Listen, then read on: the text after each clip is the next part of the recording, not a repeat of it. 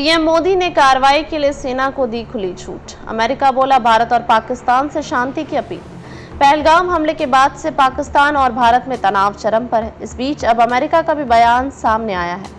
America ने भारत और पाकिस्तान से तनाव न बढ़ाने का ऐलान किया है। अमेरिकी विदेश मंत्री मार्को रूबियो ने भारत और पाकिस्तान से स्थिति को और न बढ़ाने का ऐलान किया है। साथ ही दोनों देशों के अपने समकक्षों भारतीय विदेश मंत्री एस जयशंकर और पाकिस्तानी विदेश मंत्री मोहम्मद इशाक डार को फोन करके यही संदेश देने की योजना बनाई है। अमेरिका ने अन्य विश्व नेताओं से भी दोनों पक्षों को यही संदेश देने का आग्रह किया है। विदेश विभाग के प्रवक्ता टैमी ब्रूस ने मंगलवार को सचिव रूबियो का बयान पढ़ते हुए कहा, हम दोनों पक्षों से संपर्क कर रहे हैं और निश्चित रूप से उन्हें स्थिति को और न बढ़ाने के लिए कह रहे हैं। सचिव आज या कल तक पाकिस्तान और भारत के विदेश मंत्रियों से बात कर सकते हैं। प्रवक्ता ने यह भी कहा कि सचिव रूबियो अन्य राष्ट्रीय नेताओं, अन्य विदेश मंत्रियों को भी इस मुद्दे पर देशों से संपर्क करने के लिए प्रोत्साहित कर रहे हैं। रूस ने यह भी कहा कि अमेरिका ने विदेश मंत्रियों के अलावा अन्य स्तरों पर भी भारत और पाकिस्तान से बातचीत की है।